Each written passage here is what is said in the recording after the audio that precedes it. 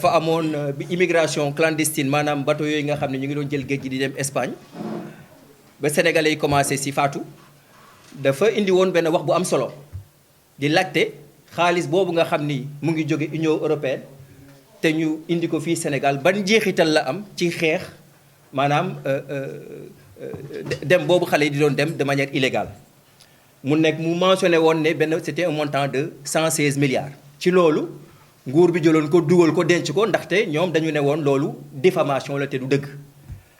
moo tax société civile yëpp jógoon jàppale ko ba mu génn waaye barkaati démb dégg ngeen président de la république toog jàkkaarloo encore ak presse bi ci taxawaayu chef gouvernement espagnol fësalaat ni ne Union européenne amul benn crédit bu mu jox Sénégal te Boubacar Seye mii bind na ko maanaam di jéggalu mel nii dafa juumoon waaye ñun nag ñoo lànk lu weesu ñu demoon taxawu monsieur Boubacar Seye ba mu génn dañu continuer dem dajeek Union européenne ndaxte ñun jàppoon na ni Union européenne waroon na yëkkati baatam su nekkoon ni lii Boubacar Seye doon wax dëgg la te biñ demee waxtaan ak ñoom dañu jébbal ay këyit bi nga xam ni di ngeen ci jot yéen ñëpp muy wane projet Union européenne yi nga xam ni ñu ngi koy doxal fii Sénégal te montant yi ci def mu méngoo ak montant bi nga xam ni monsieur Boubacar Seye joxoon na ko kon lii mooy preuve bi nga xam ni day wane ni Boubacar Seye waxoon dëgg la te lu président Macky Sall wax loolu méngoowul ak li nekk ci document yi kilifa la nag foofu la ñuy yem document bi Union européenne wane ne dafay am ay programme yi nga xam dafa juble ci migration di def ay ferme naataange ci zone de départ yi nga xale yi dañ fay jóge di tukki mu am ay programme ay projets yi nga xam ne ci wàllu sécurité la te liggéey bii ñuy def dañ koy def ak société civile def ko ak secteur privé def ko tamit ak ay structures de l'État ADPME 3FPT ONFP service de direction du ministère de l'Intérieur police de l'air kon loolu leer na ni xaalis bi dafay jaar ci structure yooyu te li Union européenne wax ni 116 milliards ñu ngi koy dugal fii ci Sénégal ci mbirum xeexu immigration loolu lu am la lu wóor la duñ ci sori ndaxte document bi mu ngi nii en version papier mais am na tam version électronique dinañ def yéen ñëpp presse bi ngeen jot ci parce que nag mënuñu toog lu mel ni président de la République di werante ak société civile di werante ak Union européenne di weddi nii montant yi dugg na Sénégal kooku mooy benn loolu sax ñun jàpp nañ ni lu tax bokk na ci lu tax tey président de la République ni ko sama xarit bi tout à l'heure rappelé mu dem tey Union européenne parce que Union européenne nag su nekkee du jël 116 milliards diggante 2016 ak 2021 di ko dugal ci xaalis fii yow nga toog jàkkaarloog représentant Union européenne jàkkaarloog le chef du gouvernement espagnol ne Union européenne defu fi dara da ngay remettre en question l'action de l'Union européenne kooku ça pose un vrai problème te jàpp nañ lu tax tey du ñu ne convocation la waaye invitation express moo tax dimanche dafa prévoir woon dajeek ay militants am waaye war na ko bàyyi na ko dem wuyu ji Union européenne kooku mooy benn ñaareel bi ñun dañu taxawoon ci wàllu pêche accord de pêche parce que bi mbir mi amee immigration UNAPAS bi nga xam ni mooy Union nationale des pêcheurs artisanaux dañ ñëwoon seet ci ñoo lànk ne dañu bëgg ñu dimbale leen ñu fësal seen kàddu wane ni ñoom d'accord ñu ci accord de pêche yi parce que dafa wàññi liggéeyu pêcheurs yi et que accord yooyu tax na ba géej gi amatul jën ñun ñu àndoon ci ak ñoom parce que soo xoolee statistique effectivement pêche artisanale mu ngi wàññeeku te accord bi ñun gisuñu si njëriñ loolu tam bokkoon na si li ñu waxtaanee ak Union européenne waaye li ci gën a yéeme mooy lu weesu waxtaan yooyu ñun dañu caytuwaat dañu saytu maanaam càmbaraat accord bi ci boppam jàngaat ko gis ni accord boobu jaarul Assemblée nationale xam ngeen constitution ci article 95 dafa ne lépp luy accord wala traité maanaam bépp engagement bi nga xam ni Sénégal da koy jël signé ko ak beneen dëkk wala benn organisation internationale engagement international il faut mu jaar Assemblée nationale te loolu xel nangu na ko parce que président mënul jóg rek ñun jël engagement au nom du Sénégal moom mooy le chef de l'exécutif waaye accord lu mel ni loi la il faut mu jaar Assemblée nationale soo négocier ba pare da nga ko yóbbu Assemblée nationale ñu jox la autorisation nga ratifier ko noonu la mës a demee ci tàngu Ablaye Wade ba ci tàngu Macky Sall waaye accord de pêche bii ñu signé woon en 2004 renouvelé ko en 2009 musul jaar Assemblée nationale accord nag bu président signé wala ministre 2019 2014 bu ñu signé en 2014 renouvelé ko en 2019 accord bu jaarul assemblée nationale amul valeur juridique maanaam tey muñ ma ni man wala préfet dem signer dara ci turu Sénégal amul valeur juridique. kon tey Union européenne ñun jàpp na ni itam lu tax ñu woo président Macky Sall parce que loolu tam dafay indi une situation juridique exceptionnelle ñu ngi leen di laaj nag ñoom lu tax jëluñu accord boobu yóbbu ko assemblée nationale parce que ñoom ñoo yor majorité bi waroon nañu mën a jàllal loi boobu waaye daal gis nañ ni loi boobu tey accord boobu jaarul assemblée nationale donc tey juridiquement l'accord de pêche entre Union européenne ak Sénégal amul benn valeur. kooku mooy ñaari constat majeur yi nga xam ne ñun def nañ ko ñu yokk ci beneen élément bi ñu jàngaatee ak projet yi Union européenne di doxal dafa am benn projet am na ci ay projets yi am solo dañuy def ay ferme ni ñu ko waxee ñëw ci village yi ci zone yi dem ci xale yi dem waaye dafa am benn projet bi nga xam ne ñun dafa attirer suñu attention muy benn projet bi nga xam ni dafa laal état civil ak identification biométrique te liggéey boobu dañ ko dénk benn société bi ñuy wooyee Civipol. Civipol société bi nga xam ni ministère de l'intérieur français moo ko moom kon tey dafa mel ni rek ministère de l'intérieur France moo ñëw fii ñu jox ko sañ-sañ mu jël suñu état civil war a def identification biométrique yi sénégalais. loolu lu tax ñu koy def parce que ñoom ci seen wàllu sécurité suba dañu bëgg suñu jàppee benn sénégalais amul këyit ñu mën a utiliser identification biométrique boobu pour xam kan la ba dellu si ko. waaw ñun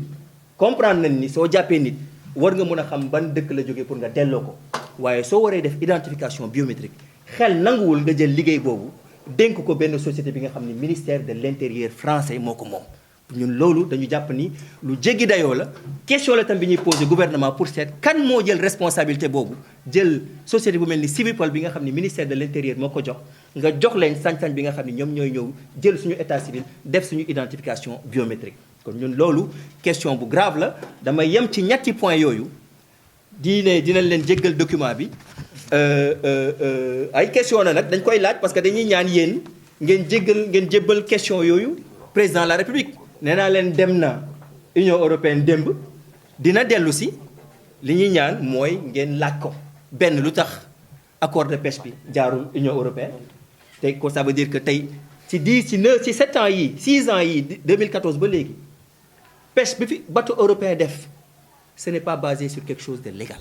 c'est totalement illégal et ça veut dire que l'Union européenne peut être attaquée sur le plan international pour ça même si c'est la responsabilité aussi de l'État du Sénégal.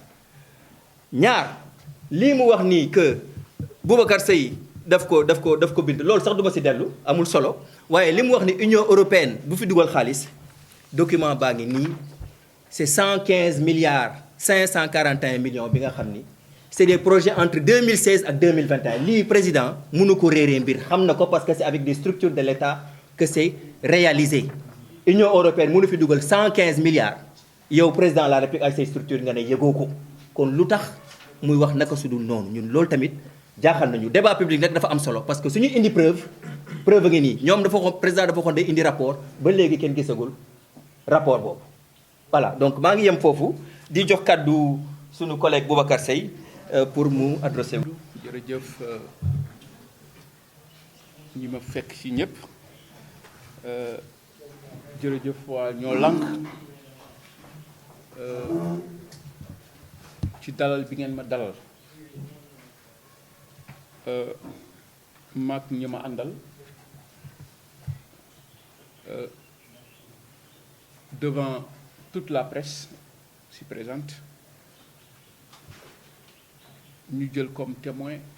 le peuple sénégalais et sa diaspora samay tànku tey nag du dara lu dul tànku cant tànku dox mbokk tànku féetale sama kóllëre ak yéen waa ñoo lànk ci rôle bi nga xamee ni joué ngeen ko ci soutien bi nga xam ni indil ngeen ma ko ba niñ ma téye aéroport ba niñ ma yóbboo di ma pamti pamte de prison en prison ba aussi sama génn parce que maa ngi clinique maa ngi sama kër bis bu nekk ma jot ay coup de fil jóge ci yéen di ma nemmeeku moo tax tey mu nekk bis bu mag ci man pour remercier leen devant le peuple sénégalais comme ni ma ko waxee devant aussi diaspora bi pour que nag ñi nekk ak man ci diaspora bi xam ni kat Sénégal am na ñoo xam ni yenu nañu le combat de la diaspora am na ñoo xam ni tey soo laalee diaspora bi laal leen loolu ngeen wane tey loolu ngeen wane si le cas Boubacar Seye parce que mënoon ngeen nag doxalee na nen bu boobaa dama leen koy nangu rek parce que nekk naa ci prison bi bi ma génnee j'ai visualisé beaucoup de vidéos gis naa fi ñoo xam ni sax taxaw nañ ci plateau yi di défendre pour man lu téye ma kon yéen soo leen doxalee na nen day jaadu tey ma ñëw devant la presse di profiter aussi pour remercier presse bi parce que nag man combat bi Amadou je le dis devant vous tous ñoo lànk cette presse là man mënuma leen a fay la preuve a nekk bañ ma jàppee su ko àddina bi yëgee ñoom ñii la am na ñoo xam ni sax bàyyi nañu seeni live yi ñu doon def émission direct yi jël ma ci di diffuser kon aussi c'est l'occasion ñii nga xam ni maag ñoom ñoo bokk liggéey bi ñu leen delloo cant bi di leen ñaanal ku nekk ci li nga nekk yaa ko xam yàlla na ci yàlla defal li nga bëgg yéen nag man mënuma leen fay dama leen di ñaanal yàlla parce que Olof Njaay dafa ni ku gërëmul nit doo gërëm yàlla su ma génnoon rek sama kër tëdd jóg di dox ci leneen te ñëwuma fi booba waroon naa xoolaat sama bopp gaa d'accord uñ ko sax akum léegi bi ñu waxee remerciement il a refusé j'ai le plaisir aussi de xam ni sama xarit suma lépp le professeur Malick Ndiaye fii la bokk Mamadou bi mën na ko témoigner ñooñu ci ñi yëkk sama téye li ma wàccee ci lañ bokk liggéey bi ñu ci def yëpp gis nañ ko yéen a doon ci presse bi di kii recevoir ngeen fi Souleymane Aliou Diallo recevoir ngeen fi Tamsir Ousmane Ba lépp rek pour fa ma nekkoon ñu génne ma fa kon nag man dama leen di ñaanal yàlla parce que mënuma leen fay yàlla na yàlla aar leen aar Sénégal ku nekk daal la nga bëgg yaa xam yàlla ko yàlla defaral man daal ci gàttal xam naa du ñàkk après l'actualité nationale moom je dirais même internationale parce que tey je suis désolé que le Sénégal fait la une de l'actualité internationale gis nga journaliste yaa ngi woote fu nekk ci àddina bi depuis plus de 2 semaines bis bu nekk mu recevoir journaliste européen boo xam ni faneen la jógee pour man sama cas ak pour li xew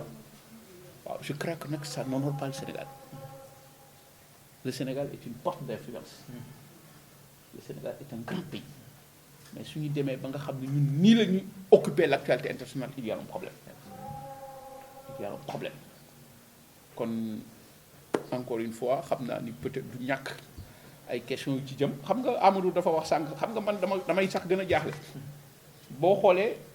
la ngeen jot sax ak la ma jot bokkul kon xaalis bi boo deful nag day gën a yéeg parce que yéen vous parlez d'accord de pêche nous allons ci ban cadre boo xam ne lépp a ngi fi moo tax man damay gën a jaaxle honnêtement je suis inquiet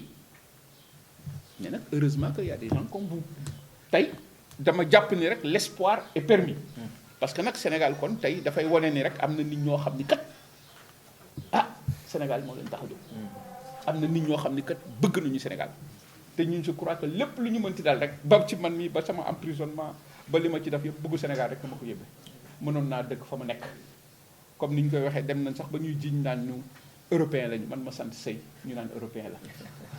xam nga dangay dem ba nga xam ni sax dangay waaru ci yàlla quoi mais pour wax la ni yooyu yëpp bëgg Sénégal moo ñu ko teg ñu d'accord ko tey di sant yàlla sama emprisonnement nag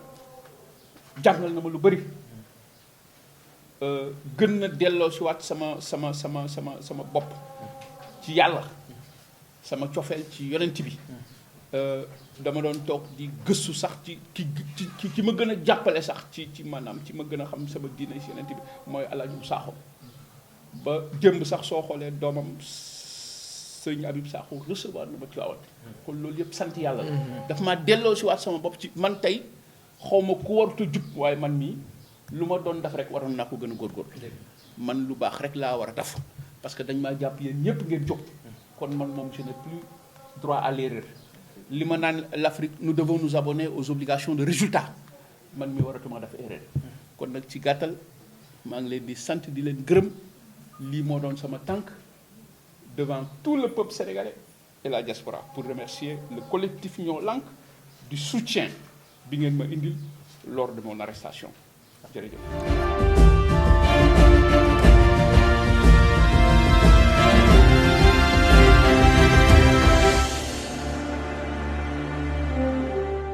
ku ne xam na ni yàlla daa bind te yemalewul am na ñu matal am ñu matlewul waaye ba mottali amee ba léegi kenn sonnatul buur kattan di produit 100% naturel sans effet secondaire ñu defare ko li nga xamante ni moo di petit cola bisaab ak jinjeer ñoo ngi jàppale leen ci seen wàllu kattan ak seen wàllu wërgu-yaram bu nekk jar na fi nguur ak keng ba ci kikirikiij waaye bii mooy seen buur di buur kattan ballonnement moo ci mën constipation faiblesse sexuelle diabète sinusite éjaculation précoce di joxe appétit sexuel teg ci itam day raxas sa biir ba mu set wecc xar yëpp xar lañ waaye laadum da ciy gën te bu ñëwee góor ngóoraa tax